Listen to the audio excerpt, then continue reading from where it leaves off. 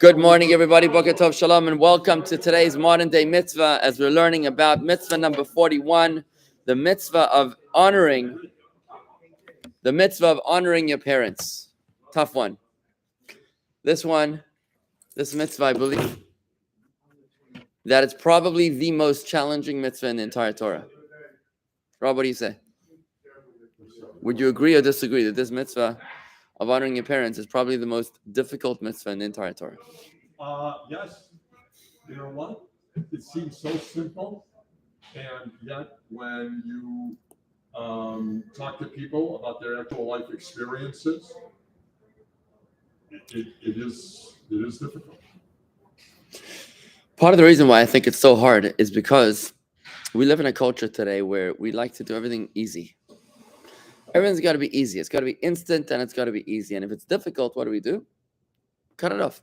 Stop it. Drop out of a marriage, drop out of college, drop out of a job.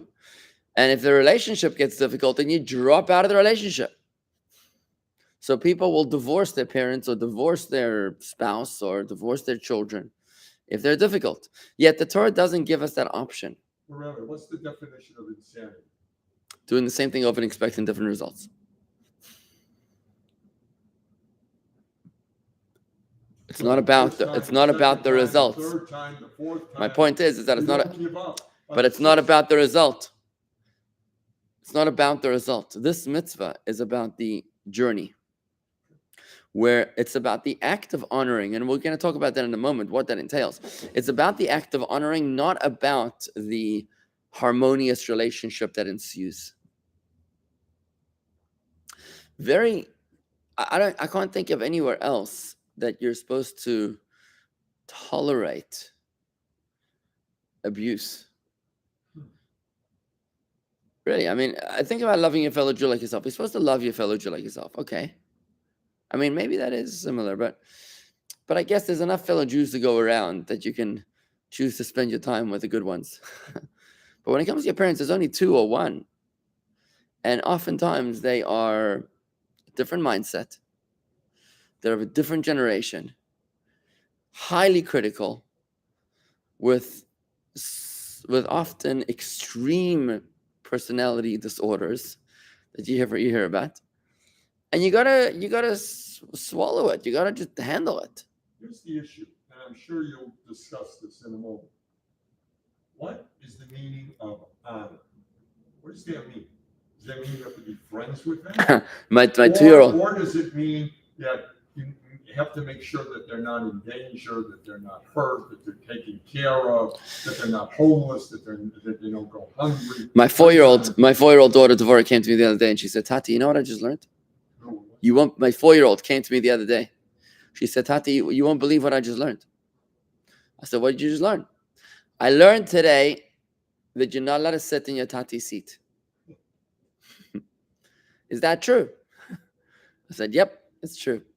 You're not allowed to sit in your Tati's seat, your daddy's seat, or your mommy's seat. You're not allowed to sit in their chair." You know what kind of, now that's not honor, that's reverence. That's the next mitzvah, number 42, which is the mitzvah of revering them. Now, revering them, I'm just touching on this because you brought it up. Revering your parents means that you're never, ever, ever allowed to call them by their first name.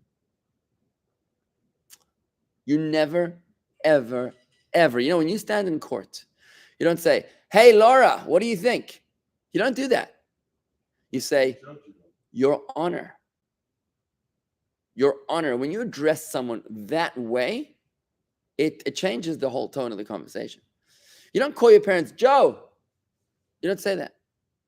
You call them father, mother, abba, ima, tata, mama, however you want to call them, but never by their first name. And that creates a sense of reverence. When you never, ever, ever sit in their home, in their seat. Like my kids know that the seat, doesn't matter if dad's in Israel, it doesn't matter. That seat you don't sit on. And that creates a sense of reverence, even when you're not around them. But what's honor? Honor is even more difficult. Okay?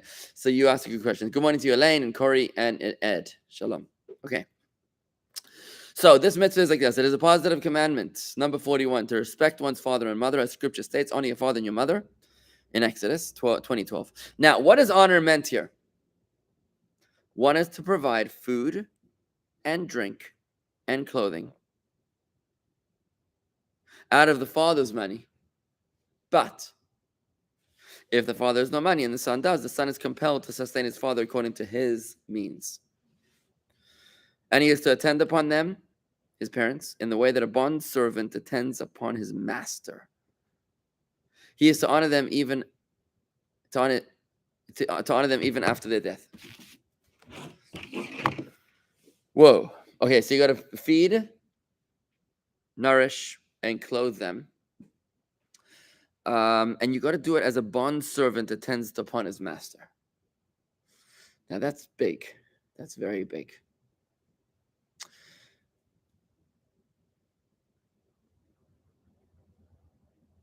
There's a story in the Talmud about the paradigm of honoring the parents. It was the story of Adama ben Yassina, the Gentile from Ashkelon, who possessed a precious jewel that the sages needed for the priestly breastplate, for the high priest's breastplate in the Holy Temple. They came to him and they said, "We'd like to buy it from you." He said, "Sorry, I can't sell it to you." Now, the reason he couldn't sell it to them is because the key to the chest in which it was located was underneath the pillow of his sleeping father.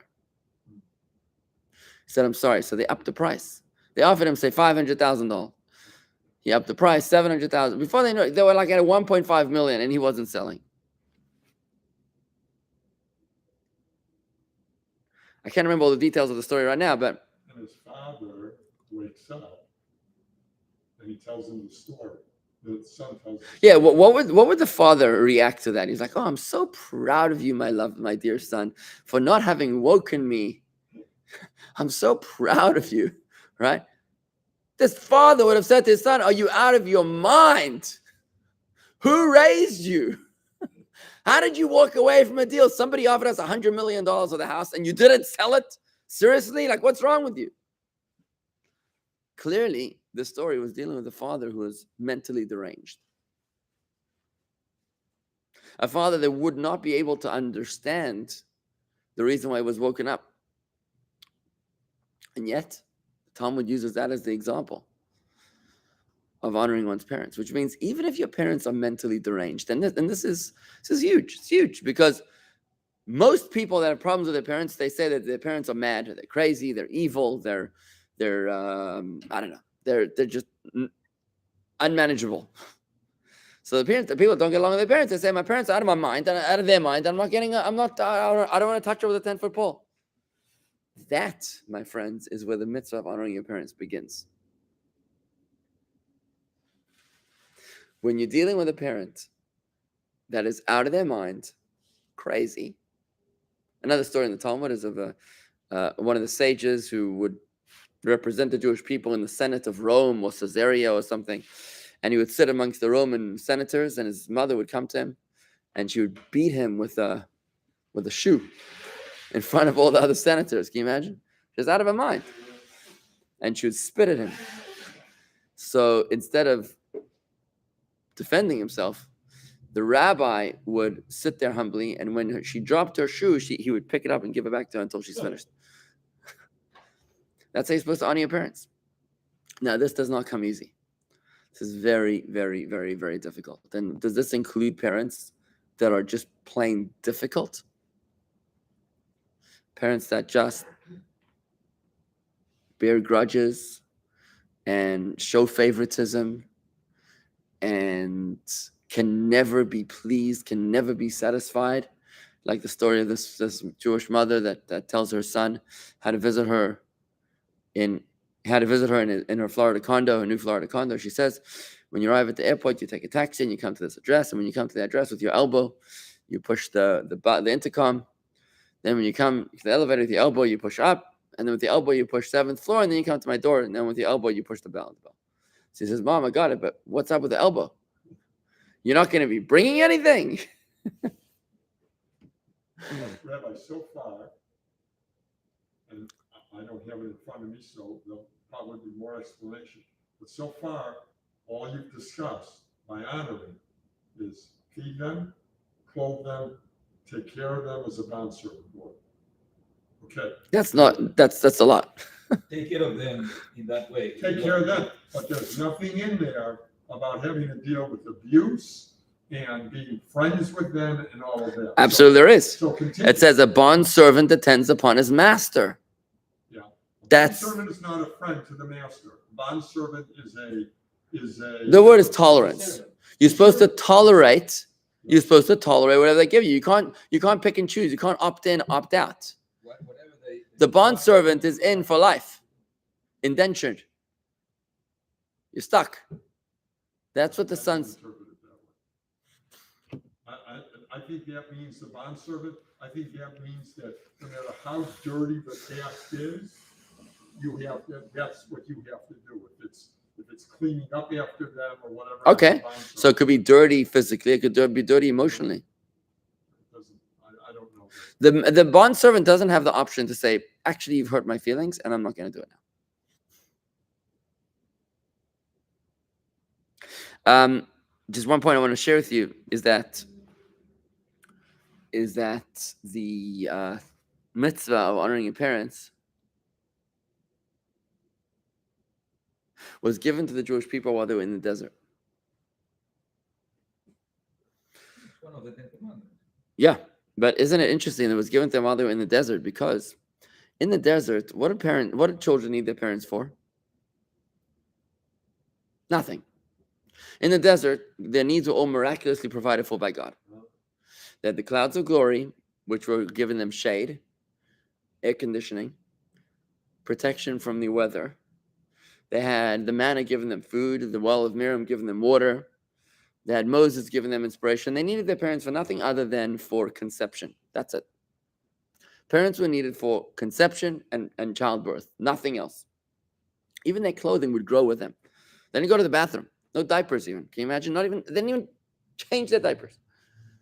So it was in this context that we're commanded to honor our parents.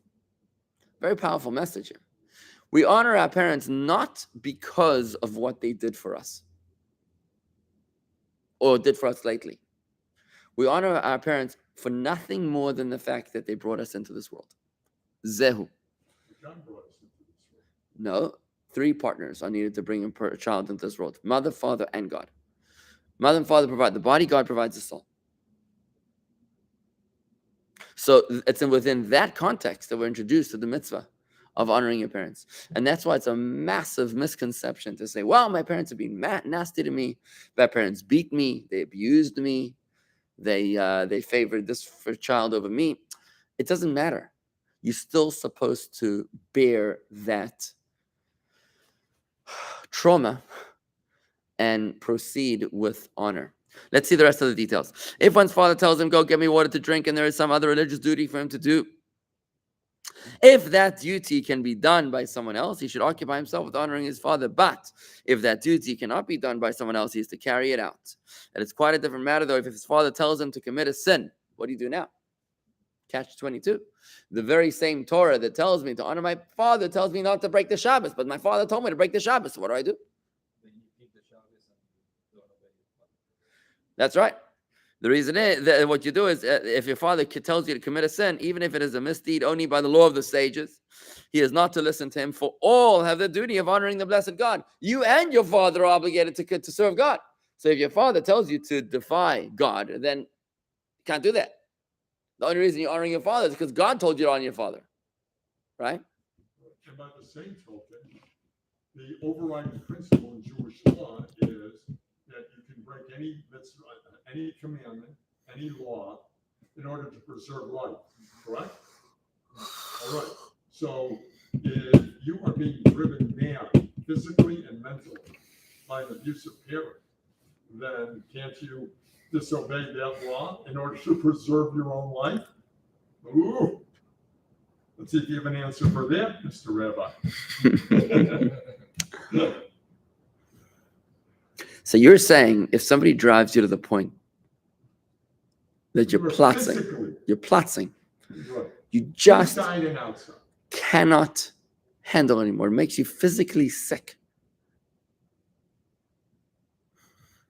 there I share your question. When you were saying it, it was in my mind. Yeah. But now, as an answer,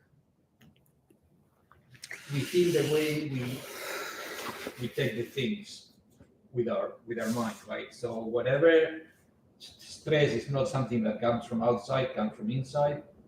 So in that way, we could get to a kind of answer to that point, which I shared exactly the same question. But so I So understand. what's your answer? The answer is that it's the son's job to process whatever situation has with the parent in a way that doesn't take his health away. Maybe. I don't think that there's anything wrong. No. Rob, I don't think there's anything wrong with creating healthy boundaries. You create healthy boundaries. For example, work with your therapist and you figure out what your triggers are.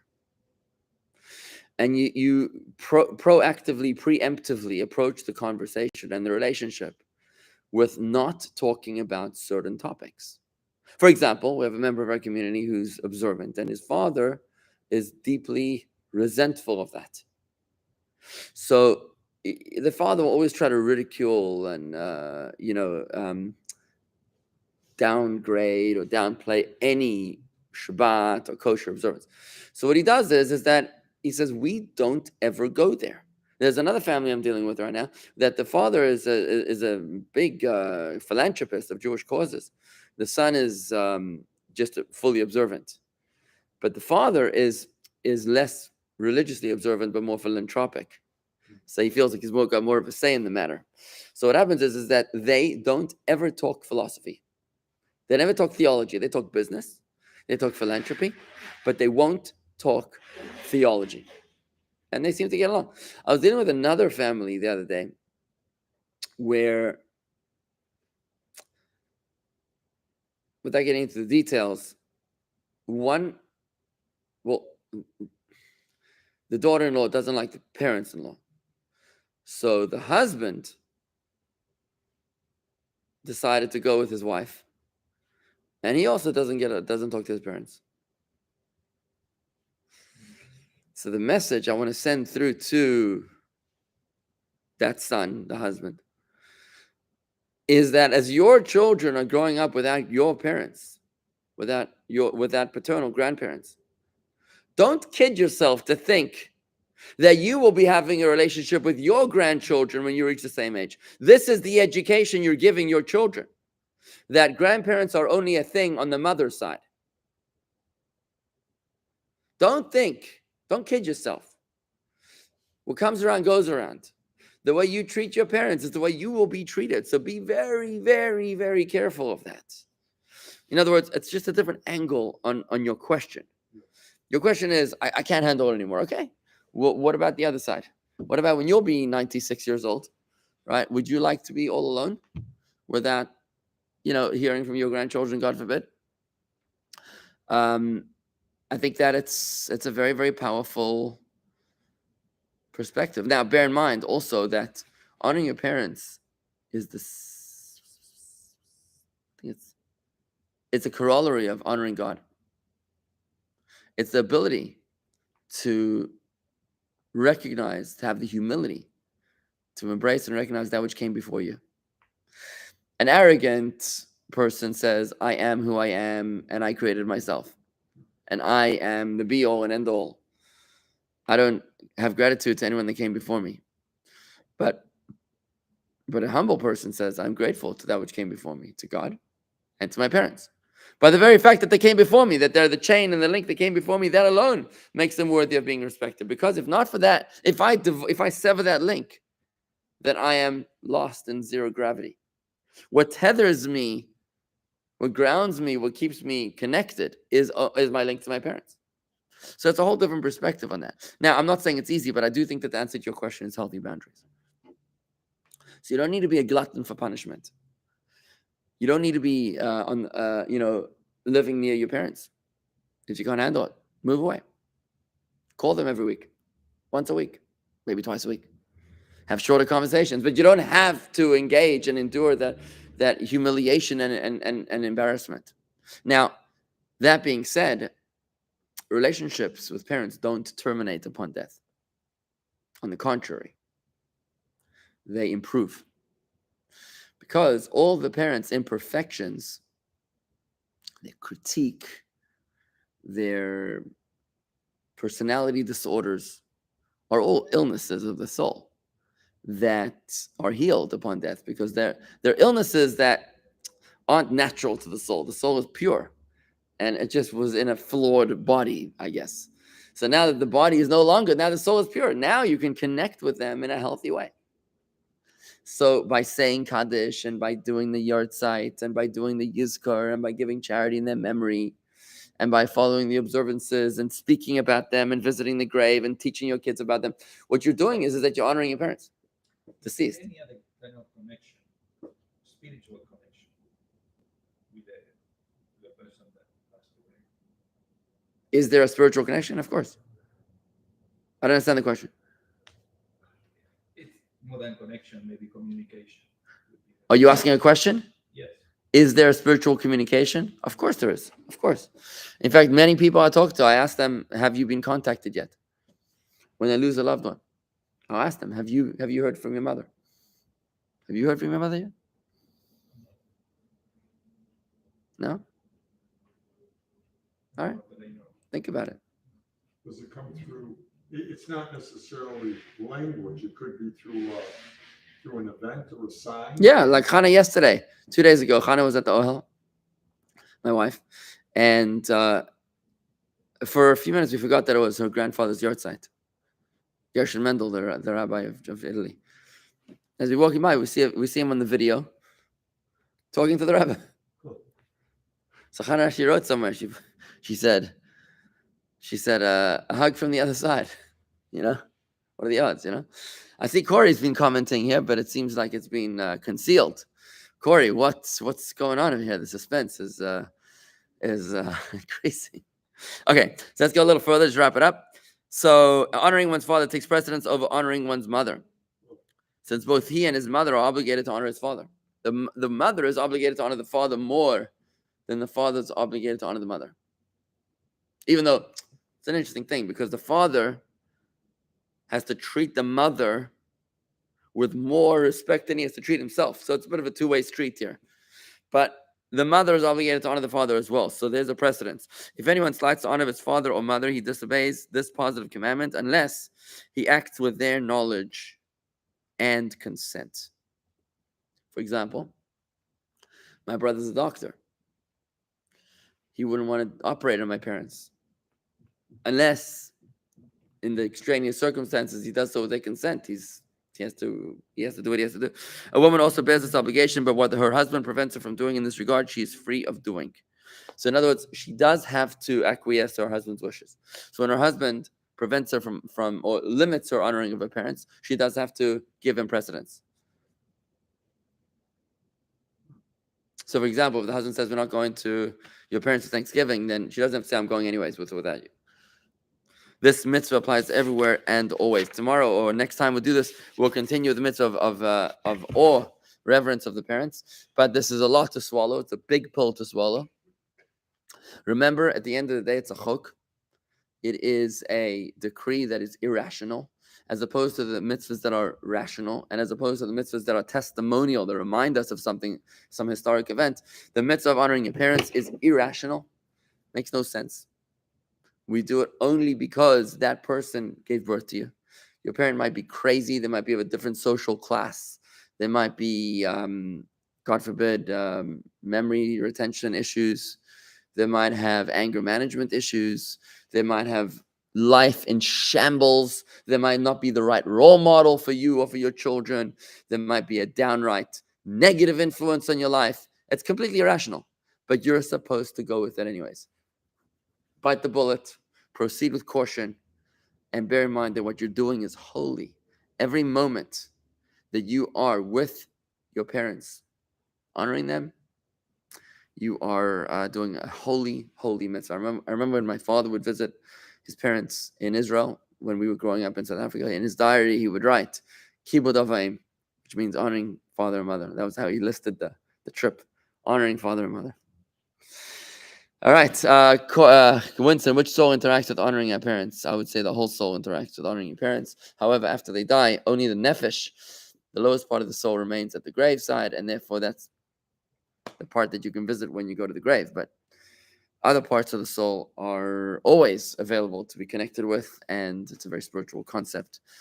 Suffice it to say that just talk about them nicely, speak to them nicely, be respectful of them always, despite the challenges. That is the mitzvah. If it was easy, it would still be a mitzvah.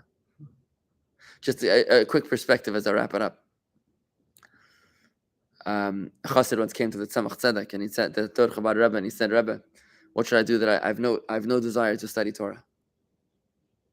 You know, I'm obligated to study Torah all day and all night, but I have no desire. The Tzemach Tzedek responded, and what should I do that I do have a desire to study Torah? Which means, for me, it comes easy. It's not avoda. It's not a service of God. I don't have to force myself.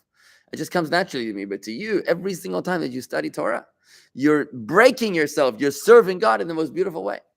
So when it comes easy to honor your parents, that's no big deal. When it comes difficult, now you have the opportunity to show Hashem how grateful you are. You know, Abraham was tested with 9 tests. At one point, the Satan said to God, he only serves you, not because he likes you, because he's good to you. It's because he's a people pleaser. That's all. He's just a people pleaser. So God says, okay, let's give him a test, which is the opposite of a people pleaser. Let's have him slaughter his son. And how does Abraham respond? When he responds to that test, and everything, God says, now I know that everything you've ever done for me was legit. But until now, if you fail this test, you'll be in trouble.